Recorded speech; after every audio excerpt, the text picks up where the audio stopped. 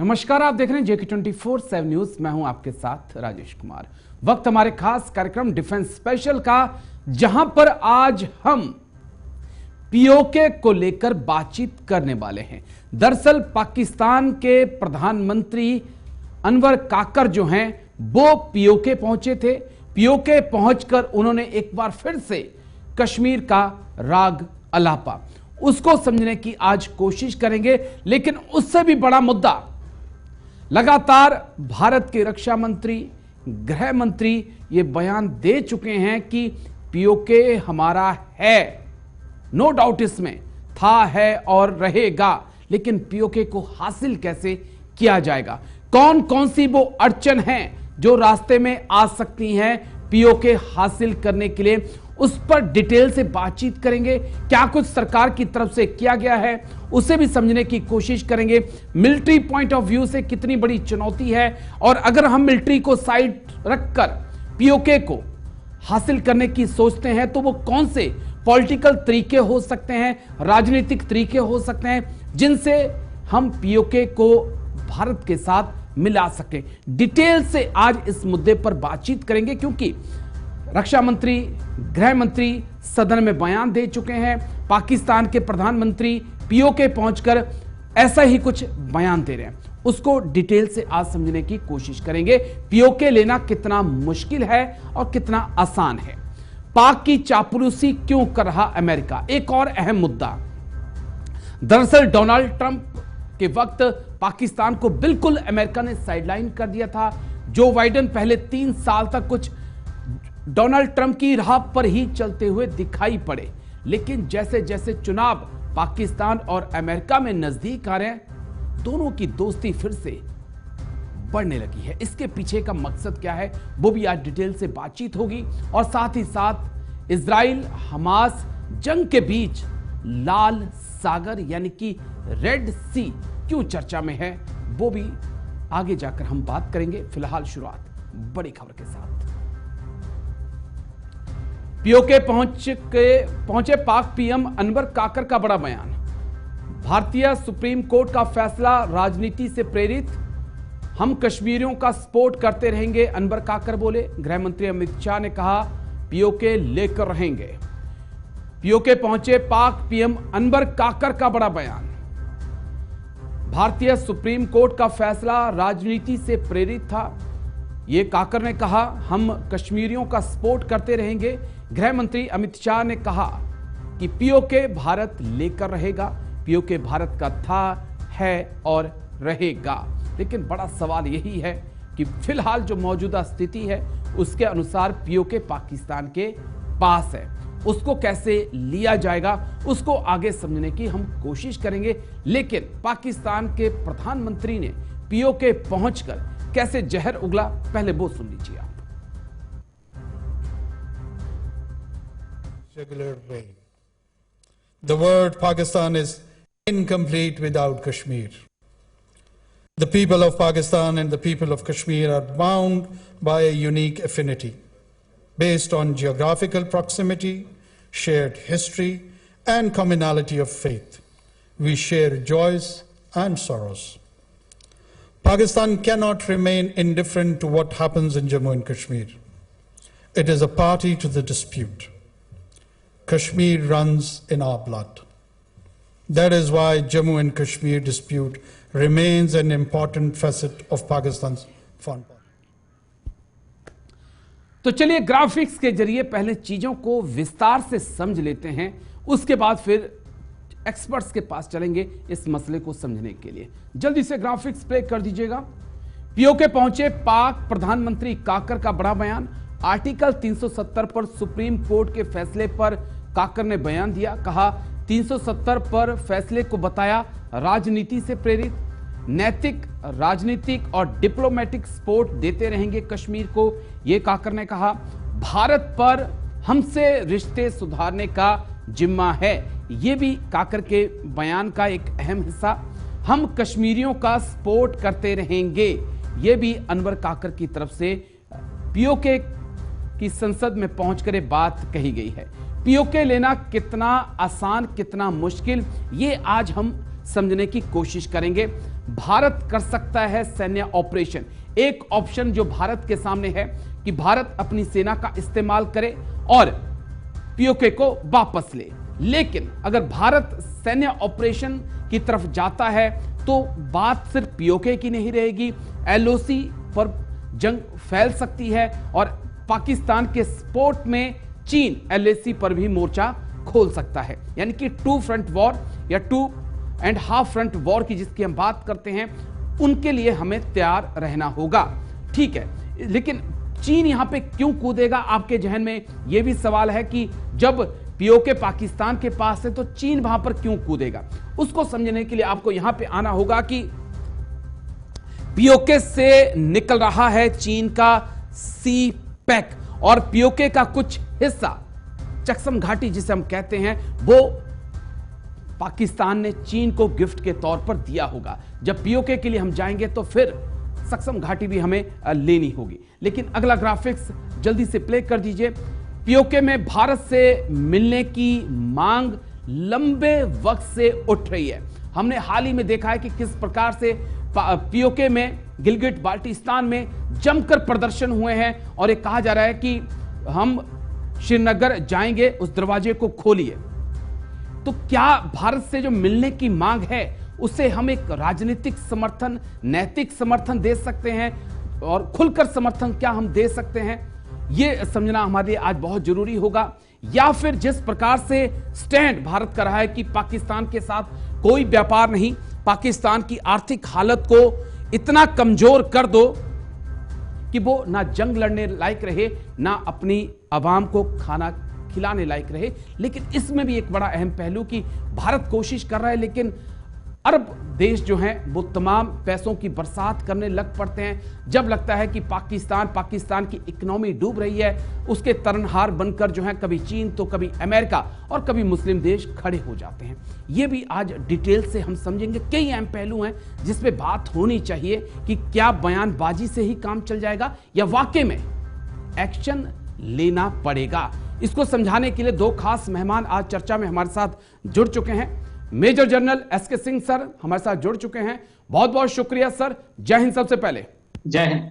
जय हिंद राकेश। संजीव श्रीवास्तव विदेश मामलों के जानकार हैं, बहुत बहुत शुक्रिया संजीव जी। जय हिंद आपको भी।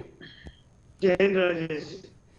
Major general SK Singh sir, चर्चा की शुरुआत आपके साथ करना चाहूंगा। हमने रक्षा मंत्री को वक्त वक्त पे सुना, हमने गृह मंत्री को भी हाल ही में संसद में सुना सर। उसके बाद पीओके को लेकर साफ भारत का नजरिया बिल्कुल साफ है कि यह भारत का हिस्सा था, है और रहेगा।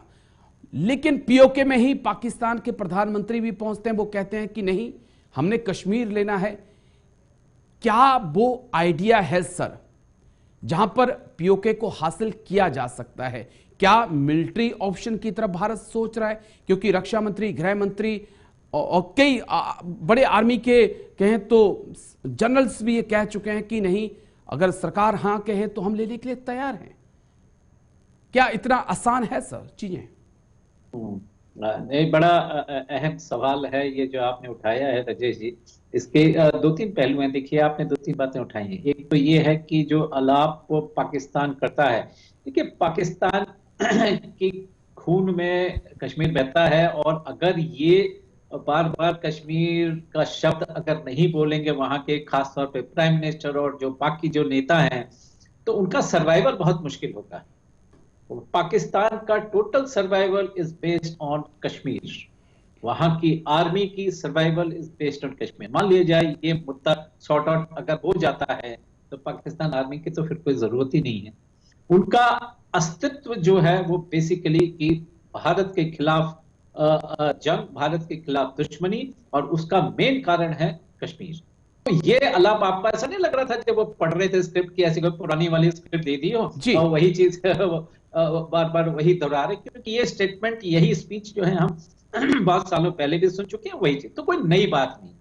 अब रही बात जो अमित शाह जी ने जो वहां पे लोकसभा में बयान दिया है, देखिए ये कॉन्स्टिट्यूशनली, लीगली, अदरवाइज आप देखें PoK is part of Kashmir, इसमें तो कोई शक नहीं है जी। तो वो जो बात कर रहे हैं संविधान की और इन सब चीजों की, तो बिल्कुल सही बोल रहे हैं। उसमें किसी भी भारतीय को कोई शक नहीं है, और खासतौर पर भारत को और यहाँ की जो सरकार है कि कोई शक नहीं। अब बात रही आपने जो तीसरी चीज उठाई कि किस तरीके से वहां का जो विलय हो, क्या मिलिटरीली एक सोल्यूशन है। देखिए, मिलिटरीली हर चीज का आखिरी सोल्यूशन होता है, जबकि पॉलिटिकली, डिप्लोमेटिकली, सारी बातचीत के जरिए सब चीजें जब फेल हो जाती हैं, उसके बाद रास्ता होता है मिलिटरी।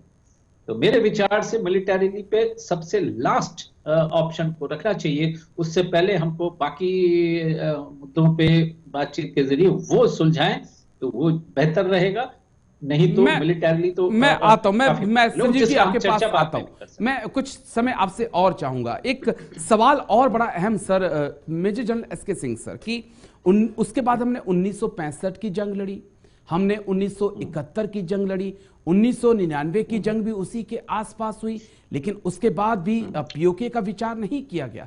कुछ तो कारण होगा, क्या वो कारण है, समझा पाएंगे आप दर्शकों को? देखिए, ये हम लोगों ने पीओके को लेने की कभी, हम लोग पुराने, अगर आप देखें आज से 15 साल पहले से और आजादी के बाद से, कभी हम लोगों ने पीओके को लेने, या पीओके को हम मानते जरूर रहे हैं कि भारत का हिस्सा है, मैप पे भी दिखाते हैं, सब कुछ करते हैं, लेकिन उसको किस तरीके से लिया जाएगा ऐसा, और या हम लेकर रहेंगे, ये स्टेटमेंट हमने तो पहले कभी नहीं सुने। ये चीजें अभी पिछले 10-12 सालों में सुनने को आ रही हैं। जी चलिए, मैं आता हूं, फिर आता हूं आपके पास। संजीव जी, मैं आपके पास आऊंगा। क्या हमने पिछले 3-4 साल से हम कंटिन्यू गिलगिट बाल्टिस्तान पीओके के अंदर एक आवाज देख रहे हैं, मजबूती से जो उठ रही है कि वो भारत के साथ मिलना चाहते हैं। वो चाहते हैं कि जो रास्ता आता है, जो हाईवे श्रीनगर तक आता है, इस्लामाबाद से उसे खोल दिया जाए और वो भारत से मिल सके। क्या ऐसी आवाजों को और हवा देने की और समर्थन देने की जरूरत है? क्या राजनीतिक तौर पर या कूटनीति के तौर पर एक ऐसी पहल करने की जरूरत है कि खुद वहां पर इतना जन सैलाब आए कि किसी जंग की जरूरत ना पड़े? कौन से वो रास्ते हैं सर, जिससे सदन के अंदर जो बात कही गई है वो आवाम के सामने सच हो पाए? देखिए राजेश जी, पाकिस्तान ऑक्युपाइड कश्मीर के जो लोग हैं, वो जाहिर है कि एक इलीगल ऑक्यूपेशन में रह रहे लोग, वो मूलतः भारतीय ही हैं, और वो जो टेरिटरी है वो भारत की है, जिसके के ऊपर जो पाकिस्तान ने अपना एक इलीगल जो ऑक्यूपेशन है, जो अवैध कब्जा है, वो कर रखा है। और जाहिर है कि भारत की जम्मू एंड कश्मीर राज्य का जो स्वरूप है वो तब तक पूरा नहीं होगा जब तक कि पाकिस्तान ऑक्युपाइड कश्मीर और गिलगित बल्तिस्तान का भारत में विलय नहीं हो जाता। और इस संदर्भ में भारत के प्रधानमंत्री श्री नरेंद्र मोदी के नेतृत्व का ये जो नया भारत है वो गंभीरता के साथ विचार मंथन करता है, रणनीतियां बनाई जा रही हैं। जाहिर है कि ये जो रणनीतियां हैं ये एक सीक्रेट जो विचार मंथन और रणनीतियां हैं, और समय आने पर इसका जरूर जो है इम्प्लीमेंटेशन किया जाएगा। लेकिन एक बात तय है कि जहां तक पाकिस्तान ऑक्युपाइड कश्मीर के जो लोग हैं वो दमित हैं, शोषित हैं, उनके ऊपर पाकिस्तान की जो आर्मी है, ISI है, पुलिस फोर्सेस हैं, लगातार हर तरीके का अत्याचार करती हैं। उनको सेकेंडरी ट्रीटमेंट दिया जाता है, उनके प्राकृतिक संसाधनों का दोहन किया जाता है, उनके जो डेमोग्राफिक जो उनकी सिचुएशन है उसको भी चेंज करने की साजिशें रची जाती हैं। पाकिस्तान ऑक्युपाइड कश्मीर और गिलगित बल्तिस्तान की जो लार्जली जो शिया बहुल पॉपुलेशन है उसको सुन्नी बहुल कैसे बनाया जाए, इसके संदर्भ में भी लगातार लोगों को वहां पर बसाने की, अन्य क्षेत्रों से लाने की कोशिश की जाती है। जो गिलगित बल्तिस्तान और पाकिस्तान ऑक्युपाइड कश्मीर के नेचुरल रिसोर्सेस हैं उनको पाकिस्तान के अन्य प्रांतों में डाइवर्ट करने की साजिशें रची जाती है। और अब तो पाकिस्तान चाइना के साथ मिलकर के भारत की जो टेरिटरी पाकिस्तान ऑक्युपाइड कश्मीर है उसमें जो CPEC जैसे जो प्रोजेक्ट चला रहा है उसके माध्यम से चाइना भी अब इस पूरे क्षेत्र का के प्राकृतिक संसाधनों का दोहन कर रहा है, शोषण कर रहा है। तो ये जो लोगों के आवाम का जो गुस्सा है वो बिल्कुल दिखाई देता है। मुझे याद है कि जब पूर्व प्रधानमंत्री इमरान खान मुजफ्फराबाद की यात्रा पर गए थे तो वहां पर गो बैक इमरान के बैनर पोस्टर नजर आए थे। अभी भी जो ये वर्तमान समय में अगर वहां पे लोगों की, आवाम के मन को आप टटोलें, जो कि उनकी जाहिर है कि जब भी वो कभी एक्सप्रेस करने की अपनी भावनाओं की कोशिश करते हैं तो उन्हें वहां की हुक्मरान दबाते हैं। तो ये जो पाकिस्तान के हुक्मरान पाकिस्तान की ऑक्युपाइड कश्मीर के जो लोग हैं, गिलगित बल्तिस्तान के जो लोग हैं, वो ये इस बात को भी देख रहे हैं कि जो उनका जो अन्य जो भाग है, जम्मू एंड कश्मीर जो राज्य है, जो भारत की जो पूरा जो उत्थान और विकास जिस तरीके से हो रहा है, वो वैसा ही जो है भविष्य देखना चाहते हैं जैसा कि जम्मू एंड कश्मीर राज्य के लोगों का है। और वो जो स्वर्णिम भविष्य है वो तभी उनको हासिल हो सकता वो है देखना जब वो चाहते हैं अपनी जो सर, मूल जगह पर, अलगाववाद जो भी है भारत वो। की जो टेरिटरी है। संजीव जी, मैं बड़ा टू दी पॉइंट आपसे बात कर रहा हूं। वो नाराज भी हैं सरकार से, वो भारत के अंदर जो कश्मीर में तरक्की हो रही है वैसी तरक्की वो चाहते हैं, मैं बिल्कुल सहमत हूं आपसे। और सरकार के खिलाफ नाराजगी भी है, अलगाववाद भी है वहां पर, लेकिन हम क्या रोल प्ले कर सकते हैं और क्या प्ले करने की जरूरत है? मैं वो पॉइंट ऑफ व्यू समझना चाहता हूं कि हम क्या कर रहे हैं सर। देखिए राजेश जी, जैसा कि मैंने कहा कि ये जो पूरी ये जो विषय है, ये और इसके ऊपर जो रणनीतियां हैं, उसके ऊपर हम पब्लिक डोमेन में बहुत ज्यादा जो है डिस्कस नहीं कर सकते। ये जो विचार मंथन है, जैसा कि मैंने कहा कि पूर्ववर्ती सरकारों की तुलना में यदि आज वर्तमान सरकार का रूप देखें तो ये बहुत ही प्रोएक्टिव है। भारत के चाहे वो प्रधानमंत्री हो, चाहे वो गृह मंत्री हो, रक्षा मंत्री हो, हमारे सेना के जो प्रमुख हैं, अन्य जो टॉप ऑफिशियल्स हैं, वो समय समय पर इस बयान को देते रहे हैं कि ये जो पाकिस्तान ऑक्युपाइड कश्मीर और गिलगित बल्तिस्तान का जो विलय है वो होगा, और ये वहां पर जो दमन, शोषण, बर्बरता, अत्याचार हो रहा है उसकी वजह से ये स्वयं ये जो प्रक्रिया आगे बढ़ेगी। और भारत को जाहिर है कि इसके संदर्भ में जो भी रणनीतियां हैं, जो भी भारत के जो प्लान्स हैं, वो उसके ऊपर कार्य चल रहा है, और उसके बारे में हम बहुत स्पष्ट रूप से पब्लिक डोमेन में अभी डिस्कस नहीं कर सकते। लेकिन ये जो समय है वो अवश्य आएगा, और मेरा भी ऐसा मानना है, मेरा भी ऐसा असेसमेंट है, जैसा कि हमारे टॉप ऑफिशियल्स और टॉप नेताओं का भी असेसमेंट है कि वो दिन अवश्य आएगा जब पाकिस्तान ऑक्युपाइड कश्मीर और गिलगित बल्तिस्तान का भारत में विलय होगा और जम्मू एंड कश्मीर राज्य का जो स्वरूप है वो पूर्ण होगा। एक चीज और जो मैं आपसे समझना चाहता था कि एक कहा जाता है कि पाकिस्तान की सेना और वहां की राजनीति जब तक कश्मीर की बात नहीं करती उनको वोट नहीं मिलता है। हम भारत की राजनीति को इससे कितना अलग देखें? देखिए राजेश जी, पाकिस्तान के जो हुक्मरान हैं वो अपनी कमजोरियों, अपनी नाकामियों, अपनी विफलताओं के ऊपर पर्दा डालने के लिए वो भारत विरोधी एजेंडे का इस्तेमाल करते हैं। ये पाकिस्तान के हुक्मरानों का इतिहास रहा है। और वर्तमान समय में जब पाकिस्तान में इलेक्शंस होने जा रहे हैं, ऐसे में जो पाकिस्तान के जो वास्तविक शासक, जो पाकिस्तान की आर्मी और आईएसआई है, वो मेरे असेसमेंट के मुताबिक वो नवाज शरीफ को फिर से सत्ता में लाना चाहते हैं, फिर से प्रधानमंत्री बनाना चाहते हैं।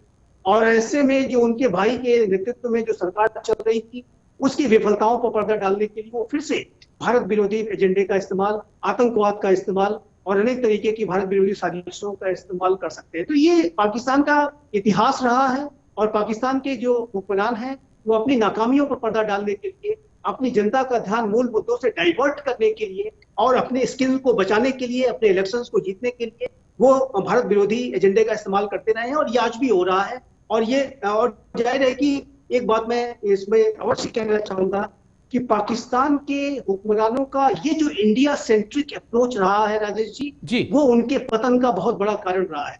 और वहीं आप देखिए तो बांग्लादेश जैसा जो राष्ट्र है वो अपने ऊपर फोकस, चलिए मैं आता हूं कुछ और बड़े इंटरेस्टिंग मुद्दे में मैं आपसे समझूंगा सर। मैं आता हूं major general SK Singh sir, मैं मिलिट्री पॉइंट ऑफ व्यू से चीजें आपसे बहुत डिटेल में समझना चाहता हूं। 1:3 का रेशो, पहाड़ों में जाएंगे तो आपको 1:9 का रेशो, यानी कि अगर पाकिस्तान 1 लाख की आर्मी लगा दे आपको 9 लाख वहां पर भेजना पड़ेंगे। चीन का सीपैक वहां पे मौजूद है, और अगर आप पीओके की तरफ जाते हैं तो चीन जरूर हो सकता है कि वहां पर आकर वो भी इंटरफेयर करे। क्या ये जंग अगर पीओके की तरफ हम जाते हैं तो एलओसी एलएसी पर नहीं फैल सकती है? एक ऐसे दुश्मन के पास हमारी जमीन है जिसके पास परमाणु हथियार है, क्या ये भी एक चिंता का कारण? देखिए राजेश जी, 2-3 पहलू हैं, वो चीज थोड़ा सा समझने की जरूरत है। देखिए, जहां तक एलओसी एक्टिव होती है तो क्या एलएसी एक्टिव होगी? एलएसी का मतलब क्या चाइना भी इंटरफियर करेगा, या क्या चाइना भी एक और फ्रंट खोलना चाहेगा? देखिए, बड़े सारे एनालिसिस इस पर हुए हैं, बहुत सारी डिबेट हुई हैं, कुछ एक डिबेट्स में मैं भी उसमें शामिल रहा हूं। और जितने भी रक्षा विशेषज्ञ जो जो जो आर्मी से हैं या डिफेंस से रिलेटेड हैं, उन लोगों का ये मानना है कि अगर एलओसी के पाकिस्तान के खिलाफ लड़ाई होती है तो इतनी उम्मीद नहीं रखनी चाहिए कि एलएसी एक्टिव होगी, अभी तक का जो सिचुएशन है। जी। लेकिन इसका जो अगर उल्टा होता है, मान लिया जाए चाइना के विरुद्ध कहीं लड़ाई छिड़ती है, तो एलओसी जरूर एक्टिव होगी, उसमें पाकिस्तान भी पूरी कोशिश करेगा यहां पर फ्रंट को खोलने की। लेकिन एलओसी अगर एक्टिव है तो एलएसी के साथ अभी हाल फिलहाल जी। जो उम्मीदें लगाई जा रही है कि एक्टिव नहीं होगा। एक परमाणु न्यूक्लियर पावर कंट्री भी पाकिस्तान है सर, क्या पीओके के जो हम सोचते हैं लेने की, तो क्या उस पॉइंट ऑफ व्यू से भी सोचते हैं एसके सिंह साहब? देखिए, न्यूक्लियर पावर पाकिस्तान भी है, चाइना भी है, तो क्या हम लोग न्यूक्लियर पावर नहीं है? तो न्यूक्लियर वेपन्स जो है ये मोर ऑफ डिटरेंट का काम करते हैं। देखिए, इसका एक्चुअल इस्तेमाल नहीं होता है। अभी देख लीजिए, रशिया यूक्रेन वॉर में ले लीजिए, यूक्रेन के पास कोई न्यूक्लियर वेपन नहीं थे, लेकिन क्या रशिया ने इस्तेमाल किया? जबकि ऐसे हालात भी थे, ऐसी सिचुएशन भी थी। तो ये nuclear weapons it's more of ना अपनी ओन पर्सनल सिक्योरिटी के लिए, वो ज्यादा है देश के सिक्योरिटी के लिए, रादर देन कि इसको इस्तेमाल करने के लिए। वेपन्स ऑफ मास डिस्ट्रक्शन है, इसको विश्व का कोई भी राष्ट्र इसको सपोर्ट नहीं करेगा ऐसे देश को, और वो देश की तबाही होगी अगर वो स्टार्ट करेंगे। तो सेकंड स्ट्राइक अगर इंडिया के पास दो पॉइंट और जो मैं आपसे बड़ी जल्दी में समझना चाहता नहीं हूं, आपका। 2 पॉइंट और मैं समझना चाहता हूं, क्योंकि सीपैक की हमने बात की, वो पीओके से ही निकल रहा है। क्या जब पीओके की तरफ जाएंगे तो सीपैक को साइड करके पीओके लेंगे? एक चीज वो मैं आपसे समझूंगा, चकसम घाटी जो पाकिस्तान ने चीन को दे दी है वो भी पीओके का हिस्सा है, क्या उसे हम साइड करेंगे? मैं ये भी पॉइंट ऑफ व्यू से चीजें समझना चाहूंगा आपसे। ये देखिए, जब हम पीओके की बात करते हैं तो उसमें सीपेक जो उसके बीच से जो जाता है उसकी भी बात होती है। जो जहां तक सीपेक की सिक्योरिटी का सवाल है, वो जिम्मेदारी जो है वो पाकिस्तान के ऊपर चाइना ने दी हुई है। हालांकि चाइना भी उसमें सपोर्ट करता है पाकिस्तान को, लेकिन ओवरऑल उसकी सुरक्षा, उस रास्ते की सुरक्षा, उनके जो जो जो लोग वहां पर हैं, चाइनीज इंजीनियर्स और जो भी उनके लोग हैं, उनकी सुरक्षा, ये पूरी जिम्मेदारी पाकिस्तान है। इसलिए जब हम पीओके की बात करते हैं तो ये सीपेक का हिस्सा उसमें बिल्कुल शामिल होगा। मेरा एक और भी कहना है कि हम सिर्फ पीओके की क्यों बात करते हैं, हम लोग अक्षय चिन्ह की क्यों नहीं बात करते? बिल्कुल, जस्ट बिकॉज कि वो चाइना के पास है। भाई, जम्मू कश्मीर का वो भी एक हिस्सा है। ठीक है, पॉइंट बहुत वाजिब है। मैंने कल इस पे काफी डिटेल से एक्सपर्ट्स के साथ चर्चा की थी अक्साई चीन को लेकर। संजीव जी, मैं आपके पास आ रहा हूं, मैं समझना चाहूंगा जो सर ने पॉइंट उठाया कि पीओके की बात बहुत जोरों शोरों से होती है, अक्साई चीन की बात से क्यों हम बचते हैं, इसका मैं चाहूंगा कि आप जवाब दें। लेकिन साथ ही साथ एक और जो मेरा बड़ा अहम सवाल था कि क्या वो कारण है कि जब जब लगता है कि पाकिस्तान डूबने वाला है, तमाम मुस्लिम देश या अमेरिका या ब्रिटेन या कोई दूसरा देश आकर उसका तारनहार बन जाता है? संजीव जी। जी जी, देखिए राजेश जी, सबसे पहले तो मेरा ऐसा मानना है कि अक्साई चीन का जो विषय है उसको भी आने वाले समय में एप्रोप्रिएट तरीके से उठाया जाएगा, और इस दिशा में भी वो स्तर भी आने वाला है, अवश्य आएगा। पाकिस्तान ऑक्युपाइड कश्मीर और गिलगित बल्तिस्तान के विषय पर हम जरूर ज्यादा फोकस करते हैं, और अक्साई चीन के ऊपर अभी हमारा जो जिस तरीके के लेवल का जो की आवाज है जो उठनी चाहिए वो अभी तक नहीं उठी है, ये बात मैं मानता हूँ। लेकिन उसका असर ये नहीं है कि ये विषय भविष्य में नहीं उठाया जाएगा। आने वाले समय में ये अक्साई चीन का विषय भी अवश्य उठेगा, और जिस तरीके से चाइना की जो विस्तारवादी, आधिपत्यवादी, उपनिवेशवादी और अवसरवादी प्रवृत्तियां हैं, चाइना जिस तरीके से अति महत्वाकांक्षी व्यवहार कर रहा है, वो जिस तरीके की उसकी जो पहले की जो रणनीतियां रही हैं, पाम और 5 फिंगर्स एक्सेट्रा एक्सेट्रा, उन सारे विषयों को ध्यान में रखते हुए चाइना का जो एक विश्व में जो स्वरूप उभर कर सामने आया है, चाहे वो पूरे साउथ चाइना सी पर एकाधिकार का दावा करना हो, ताइवान को कब्जे में लेना हो, हांगकांग के 1 कंट्री 2 सिस्टम मॉडल को बदलने की जो अंतर्राष्ट्रीय संधि को तोड़ने की जो साजिश है, तो ये सारे विषय हैं। और साथ ही साथ जो है तिब्बत के जो बुद्धिस्ट हैं, जो जिनजियांग के जो मुस्लिम्स हैं, उनके ऊपर जो दमन, शोषण, बर्बरता, अत्याचार चाइना कर रहा है, ये सारे विषय उठेंगे। और चाइना जो जैसे एक्सपोज होगा वैसे वैसे आप देखेंगे कि ये सारे विषय उठाए जाएंगे, इसमें अक्साई चीन भी शामिल होगा। तो वो अवश्य वो समय भी आएगा, लेकिन ये मैं स्पष्ट रूप से मानता हूँ कि जैसा हमें जिस तरीके का अभी अक्साई चीन के विषय में जो आवाज उठानी चाहिए वो आवाज अभी उठती दिखाई नहीं देती, लेकिन उसका आशय नहीं है कि आवाज नहीं उठेगी, अवश्य उठेगी। दूसरा जो आपने प्रश्न जो किया है कि जो पाकिस्तान को कौन बचाने आ जाता है, आपकी आवाज में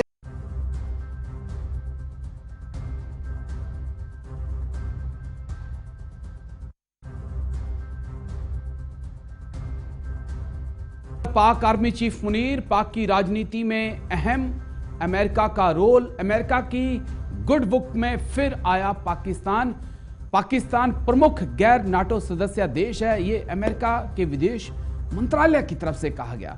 जल्दी से ग्राफिक्स एक बार देख लेते हैं नजर, कुछ अहम पॉइंट मैं आपको बता दूं, फिर इन्हीं पॉइंट को एक्सपर्ट से हम समझेंगे कि क्या यही वो कारण है जिस कारण पाकिस्तान की गुड बुक में जो है वो अमेरिका की गुड बुक में पाकिस्तान आ चुका है। ठीक है, तालिबान पर नजर रखने की जरूरत है। पाक की चापलूसी क्यों कर रहा अमेरिका, तालिबान पर नजर रखने की जरूरत ताकि 9/11 जैसी साजिश वहां से ना हो सके। लेकिन क्या एक इंटरेस्टिंग पॉइंट ईरान का भी हो सकता है, क्योंकि ईरान जिस प्रकार से इस वक्त अमेरिका को आंखें दिखा रहा है, क्या पाकिस्तान में रहकर पाकिस्तान पर कंट्रोल कर कर ईरान को भी एक साधने की कोशिश हो सकती है। एक्सपर्ट से समझेंगे। पाक से चीन का प्रभाव कम करना भी क्या एक मकसद हो सकता है। अफगान में रूस और चीन जो है वो अपना प्रभाव बढ़ाने में लगे हैं, तो क्या पाकिस्तान में मौजूद होकर अमेरिका इसे काउंटर करना चाहेगा, ये एक बड़ा इंटरेस्टिंग सवाल है। अमेरिका की पीठ में छुरा भोंकता रहा है पाकिस्तान, ये इतिहास गवाह है। तालिबान के खात्मे के लिए कई डॉलर मदद अमेरिका से पाकिस्तान ने ली। लेकिन नेक्स्ट ग्राफिक्स जल्दी से प्ले कर दीजिए। तालिबान को 20 साल नाटो से बचाया, यानी कि अमेरिका से तालिबान के खात्मे के लिए पैसा लिया, अलकायदा के खात्मे के लिए पैसा लिया, लेकिन 20 साल तक उसे बचाता भी रहा। पाक सेना पर इस वक्त टीटीपी आतंकी भारी पड़ रहे हैं। आतंकियों के पास अमेरिकी हथियार तक पहुंच चुके हैं, और जो हाल ही में जहां पर एक पाकिस्तान की आर्मी पर अटैक हुआ, वहां पर जो 24 सैनिक उनके मारे गए, जिन हथियारों का इस्तेमाल किया गया था, वाकई में वो टेक्नोलॉजी अमेरिका की फौज यूज करती है। तो कई चिंताजनक पहलू हैं जिसे अब सिलसिलेवार तरीके से समझने की कोशिश करेंगे। सीधा संजीव श्रीवास्तव जी के पास चलेंगे। संजीव जी, आपसे समझना मैं चाहूंगा कि क्या वो कारण हैं जिस कारण अमेरिका और पाकिस्तान एक बार फिर से नजदीक आने लगे हैं। क्या तालिबान, ईरान, चीन और रूस का बढ़ता प्रभाव मिडिल ईस्ट में, क्या वो कारण है कि अब एक बार फिर से हम देख रहे हैं कि पाकिस्तान और अमेरिका के रिश्ते काफी नजदीक होने लगे हैं। जी राजेश जी, क्या मेरी आवाज अब तक आ रही है? जी सर, आ रही है सर। जी जी, देखिए राजेश जी, पाकिस्तान को United states of America abandon करने नहीं जा रहा है, उसका परित्याग करने नहीं जा रहा है। United states of America Pakistan के साथ अपने एंगेजमेंट बनाए रखेगा, और उस एंगेजमेंट को बनाए रखने के पीछे कई जो फैक्टर्स हैं वो रिस्पॉन्सिबल दिखाई देते हैं। जैसा कि आपने अपनी रिपोर्ट में पहले ही जिक्र किया है कि अफगानिस्तान में तालिबान के ऊपर वॉच रखने के लिए जो इस्लामिक स्टेट खुरासान है, जो कि अनेक तरीके के हमले करता है, अमेरिका के खिलाफ वो साजिशें भी रखता है, उसके ऊपर भी वॉच रखने के लिए, अन्य आतंकी संगठनों पर वॉच रखने के लिए तो अमेरिका पाकिस्तान की टेरिटरी का इस्तेमाल करना चाहता है। अयमान अल जवाहिरी को जो अमेरिका ने अपने ड्रोन स्ट्राइक में काबुल में मार गिराया, उसमें भी ऐसी रिपोर्ट है कि पाकिस्तान की टेरिटरी का इस्तेमाल किया गया था। और ये जो अफगानिस्तान से संबंधित जो इंटरेस्ट है वो एक बड़ा इंटरेस्ट है। दूसरा, जो पाकिस्तान के जो न्यूक्लियर वेपन्स हैं उसके ऊपर भी क्लोज वॉच रखने के लिए, वो जो हथियार हैं वो कहीं आतंकियों के हाथ में न पड़ जाए, और यदि कोई ऐसी कंटिजेंसी पैदा होती है तो अमेरिका ऐसे समय में कोई कार्रवाई करने के लिए जो भी उसकी रणनीतियां हैं उसको भी बनाए रखने के लिए, उसको अमली जवाब बनाने के लिए ये बेहद आवश्यक है कि पाकिस्तान के साथ अमेरिका इस विषय को भी ध्यान में रखते हुए पाकिस्तान की जो न्यूक्लियर एसेट्स को ध्यान में रखते हुए भी ये एंगेजमेंट बनाए रखता है। तीसरा, जो चाइना का बढ़ता हुआ प्रभाव पाकिस्तान में दिखाई दे रहा है। चाइना जिस तरीके से पाकिस्तान को अपने कब्जे में लेता जा रहा है, उसमें जो भविष्य में जो अमेरिका के लिए नई नई चुनौतियां आएंगी, यदि चाइना का प्रभाव बहुत बढ़ जाता है तो अमेरिका का पाकिस्तान में टिक पाना, रह पाना, एक प्रभाव बना के रख पाना उस तरीके का संभव नहीं हो पाएगा जैसा कि हुआ करता था। तो उसको भी काउंटर करने के लिए बस मेरे पास 30 सेकंड सर बचे हैं, माफी चाहूंगा संजीव जी, बीच में रोक रहा हूं। एसके सिंह सर, मैं आपके पास आ रहा हूं। Major general SK Singh sir, जो हाल ही में एक आतंकी हमला हुआ, उन आतंकियों के पास यानी टीटीपी के आतंकियों के पास अमेरिका के हथियार और रात को अटैक, उनकी मदद से क्या ये एक आतंक का एक नया चैप्टर शुरू होने वाला है? जी नहीं रजेश जी, देखा जाए जो अफगानिस्तान में जो अमेरिका हथियार छोड़कर गए थे, एक तरीके से ये वही हथियार है, उन्हीं का प्रयोग किया जा रहा है। और ये जो अटैक हुआ उसमें ये चीज साबित होती है, क्योंकि ये सब वही अमेरिकन हथियार हैं जो कि इस्तेमाल हो रहे हैं। जी चलिए, बहुत बहुत शुक्रिया, माफी चाहूंगा आज समय बेहद कम मेरे पास था। शुक्रिया major general SK Singh sir, बहुत बहुत शुक्रिया संजीव श्रीवास्तव जी, मेरे साथ जुड़ने के लिए, तमाम पहलुओं को इतनी बारीकी से समझाने के लिए। डिफेंस स्पेशल में आज मेरे साथ इतना ही, कल फिर होगी मुलाकात, दीजिए इजाजत, नमस्कार।